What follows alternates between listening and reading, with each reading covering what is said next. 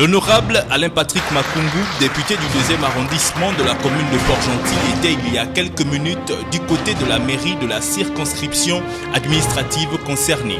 Il s'agissait pour le représentant des populations de ce coin de la commune de voler au secours d'une signalétique quasi absente.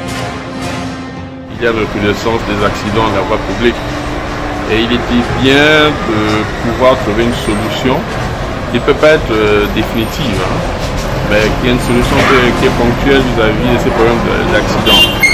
Et ceci, c'est une des solutions, c'était remettre en place les panneaux de signalisation verticale qui manquent un peu dans le 2e arrondissement de Port-Gentil.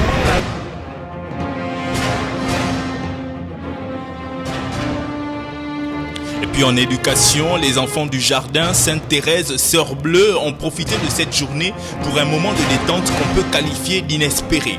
En effet, les installations et les animateurs de Gabon Univers se sont chargés de la rendre inoubliable. On parle ici de joie, de gaieté et de jeu comme activité épanouissante pour les plus jeunes. Les jeux, c'est une activité comme l'éducation musicale, le graphisme. Nous trouvons que c'est important pour l'enfant.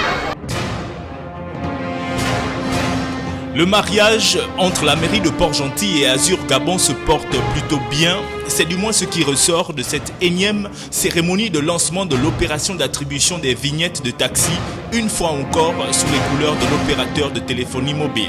Le directeur général d'Azur Gabon s'est dit fier de consolider cette convention, toute chose qui ne déplaît pas au conseil municipal de la commune de Port-Gentil.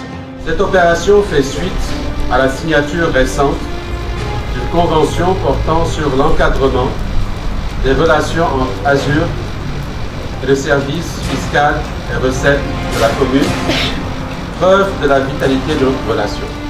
Votre présence ici, Monsieur le directeur général, témoigne de l'importance que vous accordez à cette convention. Non seulement à la convention, mais également à la ville de Port-Gentil.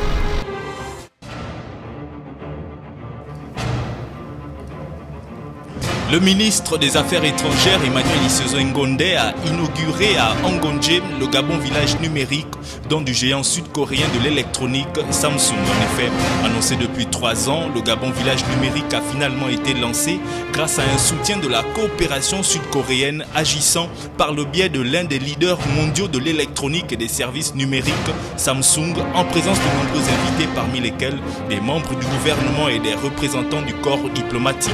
Une initiative conforme aux objectifs du millénaire pour le développement, particulièrement dans les domaines de la santé et de l'éducation. Le développement de tous ces titres dans votre principale édition d'information est toujours sur les programmes de la radio-télévision Canal Delta.